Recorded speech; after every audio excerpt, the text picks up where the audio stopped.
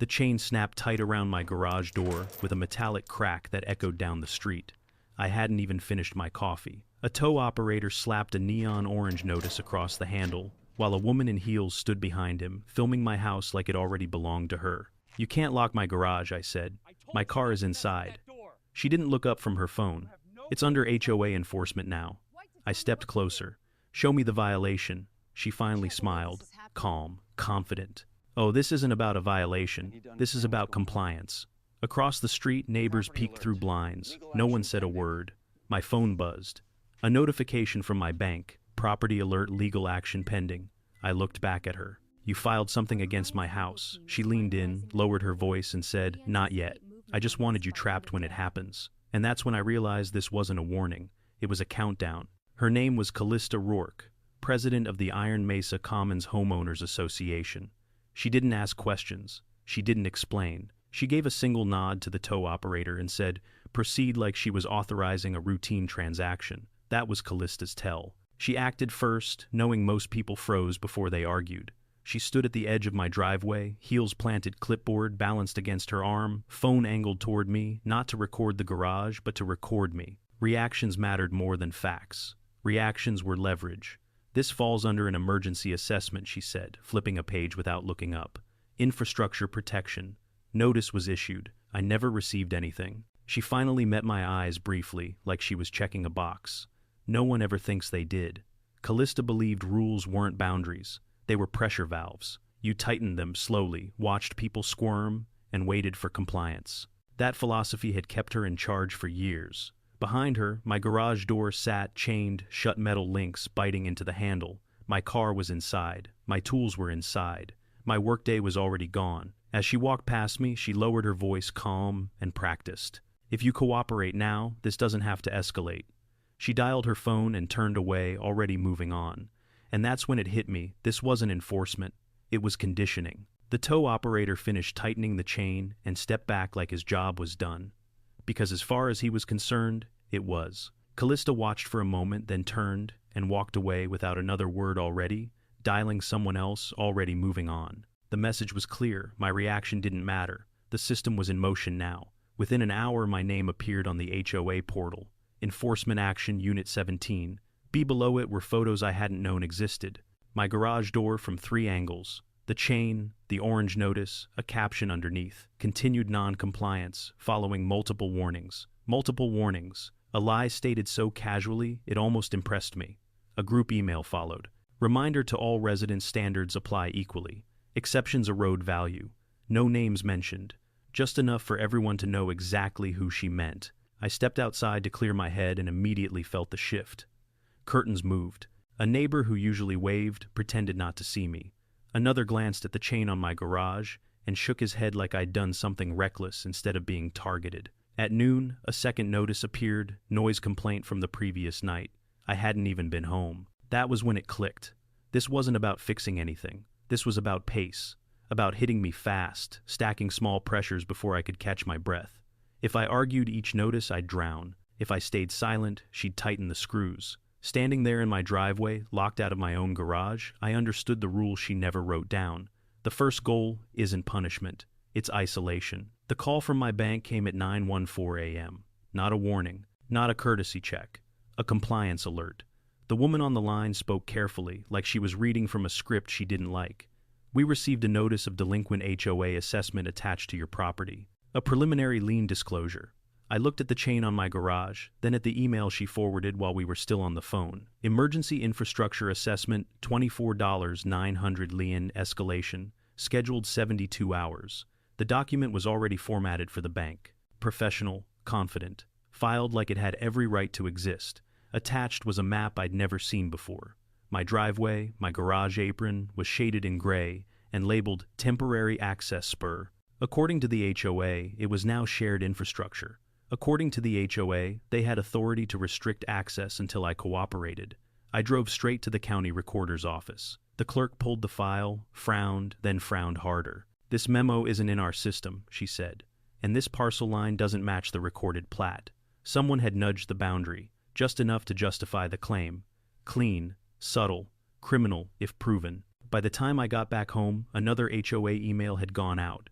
Due to ongoing obstruction by a resident, the board has authorized immediate enforcement actions to protect community assets. Still no name, still no vote, just the board singular, speaking with one voice. I refresh the portal. My balance updated. $24,900 due. Enforcement active. That was the moment the fight stopped being personal. This wasn't about teaching me a lesson anymore. This was about dragging the system itself into the street and daring me to keep up. I didn't sleep that night. Not because I was angry, because the math didn't add up. An emergency infrastructure assessment doesn't materialize overnight. Not at that amount. Not without contractors, scopes, timelines. And it definitely doesn't start with a lien before anyone turns a shovel. So I pulled the invoice apart, line by line. Phase I grading, Phase 2 concrete reinforcement, Phase 3 drainage mitigation. Total projected cost across the neighborhood just under $2.9 million. That's when I noticed the contractor name at the bottom of every estimate, Red Basin Works. I searched the state registry. Brand new LLC, formed 8 months ago. Registered agent Calista Rourke's brother-in-law. The cold finally hit me, then not panic, not rage, recognition.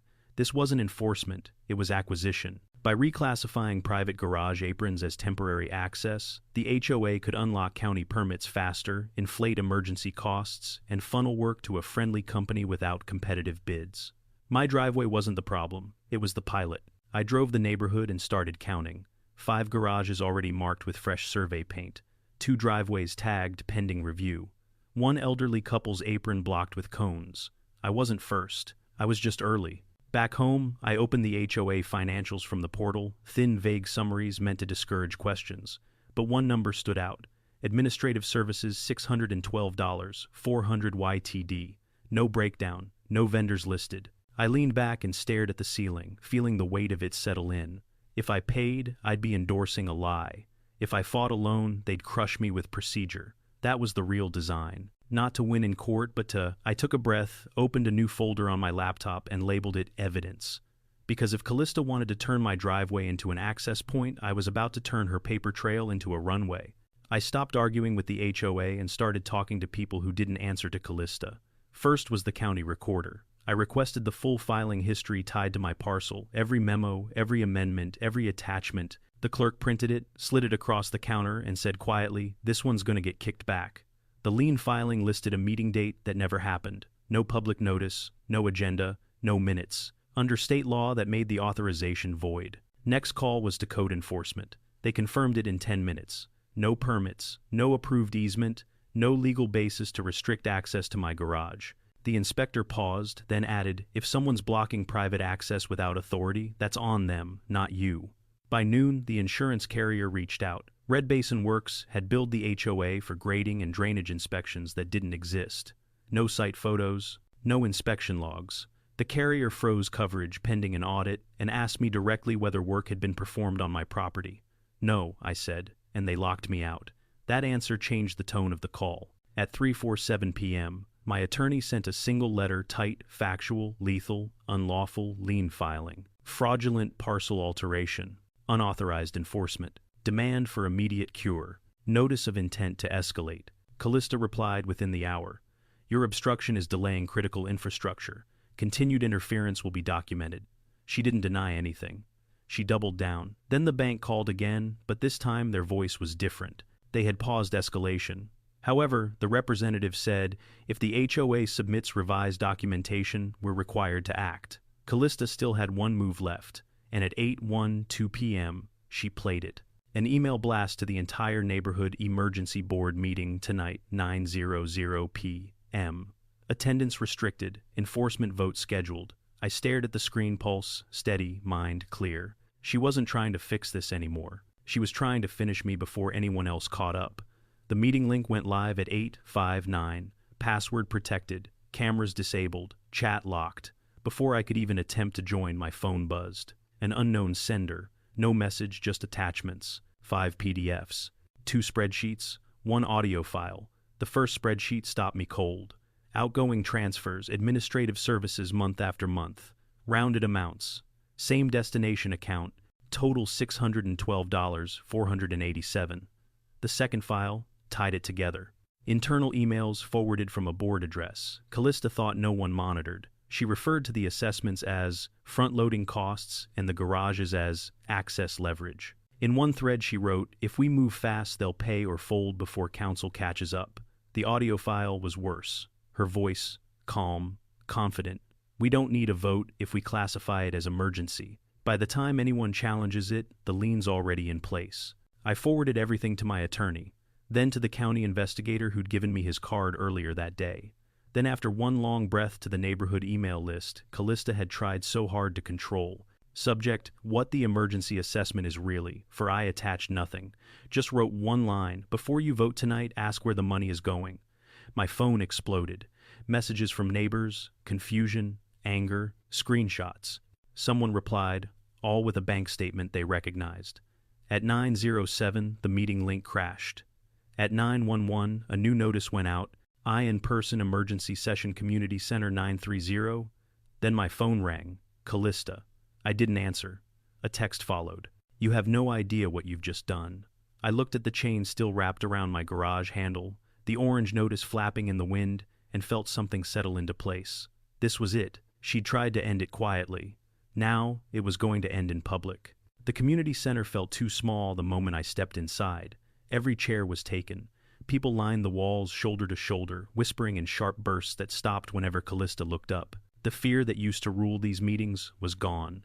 In its place was something heavier: anticipation. Calista Rourke stood alone at the front table.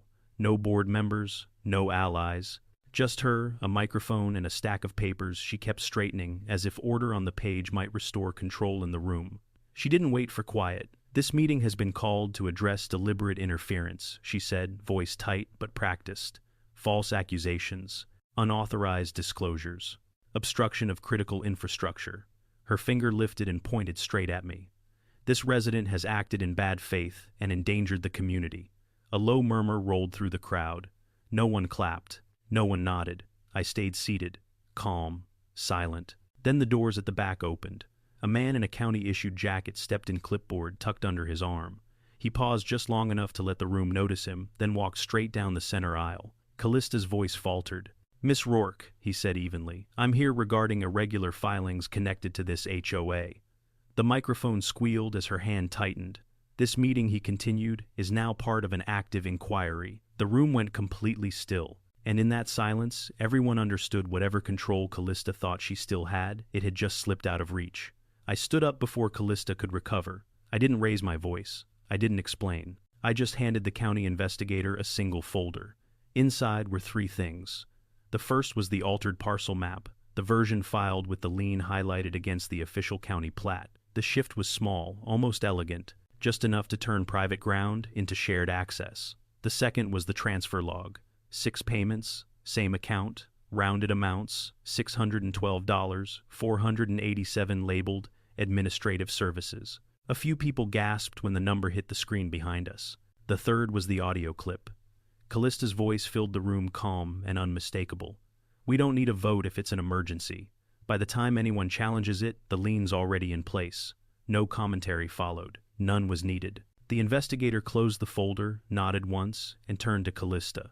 "Miss Rourke," he said, "you're going to need counsel." For the first time that night, she didn't interrupt. She just stared at the screen, realizing the rules she'd bent for years were finally bending back. Calista stood there for a second too long, like her body hadn't caught up with what her mind already knew. "This is being taken out of context," she said finally, voice sharper than before. "Emergency provisions allow." The investigator raised a hand. "Ma'am, please stop." That word "please" landed harder than any accusation. Calista tried again, faster now. Those transfers were administrative reimbursements. The board was aware. I acted within my authority. A man in the second row stood up. "I never approved that," he said. "I'm on the board." Another voice followed. Then another. Calista turned, scanning faces that used to look away from her. No one did this time. Her composure cracked. "You don't understand how this works," she snapped. If I hadn't moved fast, the quarter would have closed and the funding the investigator's pen stopped. "I'm going to ask you to repeat that," he said quietly. Calista froze. She opened her mouth, then closed it.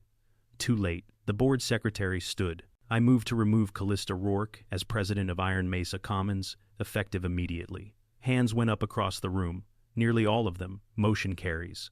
Callista's shoulders sagged. The clipboard slipped from her grip and hit the floor with a hollow thud. As she was escorted toward the exit, she didn't look angry anymore. She looked small, and the power she'd spent years weaponizing vanished right in front of everyone. No one spoke at first. Then the room exhaled. It wasn't cheering, not right away. It was quieter than that. People shifting in their seats, a few shaky laughs. Someone behind me whispered, "It's finally over," like they were afraid to jinx it. Neighbors started talking to each other for the first time in years. Not gossip, confessions. I thought I was the only one. She did the same thing to us. We were scared to say anything. An older man stood and apologized to the room for staying silent when others were targeted. A woman near the aisle wiped her eyes and said she'd lived with a packed suitcase for months, afraid another notice would push her out. I felt something loosen in my chest. The chain on my garage hadn't come off yet. The lien wasn't officially gone, but the fear, the real weapon, was already broken. People looked at me differently now. Not like a problem, not like a warning, like someone who'd said out loud what everyone else had been swallowing. When the investigator called for a short recess, nobody rushed for the door. For the first time, this felt less like an HOA meeting and more like a neighborhood finding its voice. The investigator stepped to the front and put the call on speaker. "Based on what we've reviewed tonight," he said, calm and precise, "the lien filed against Unit 17B is invalid and will be withdrawn immediately." My phone vibrated as he spoke. "An email from the county recorder, line voided, timestamp to the minute," he continued. "This HOA is now under formal audit for financial misconduct, unlawful enforcement actions, and governance violations. All collection activity is suspended pending review." A ripple moved through the room. Not relief yet, confirmation. Then my attorney spoke, holding up a single page. "Restitution will be ordered for any homeowner assessed without due process. New bylaws are being drafted tonight, independent surveys for any access claim, recorded votes for all assessments, and full homeowner access to records." No applause, just nods. People taking it in. The investigator finished with one final line. "Miss Rourke is prohibited from acting on behalf of this HOA, effective immediately." That was it. No lecture, no victory speech, just consequences landing one after another, clean and final. I checked my phone again. Another alert, this time from the bank. AC count status clear. For the first time since the chain went on my garage, the ground felt steady under my feet. The meeting ended without ceremony. People didn't rush out. They lingered, talking in low voices, trading numbers, promising to show up next time, because now there would be a next time, a real one. Outside, the night air felt lighter. I drove home and pulled into my driveway, half expecting the chain to still be there, like a bad habit that hadn't broken yet. But the tow operator had already returned. The lock lay on the concrete, discarded. No note, no warning. I lifted the garage door myself. It rose smoothly, quietly, like it always should have. Inside, everything was exactly where I'd left it. My car, my tools, no damage, no drama, just space that belonged to me again. A few days later, the HOA announced a temporary pause on all assessments, then a permanent one. Calista's house went up for sale before the audit even finished. No goodbye email, no statement, just a listing with the price quietly lowered twice. The driveway stayed private. The map was corrected. The rules changed, and every morning after that, when I opened my garage and pulled out without asking permission from anyone, it reminded me of something simple and important. Power only works when everyone agrees to look away. I didn't take their authority, I just refused to carry it anymore.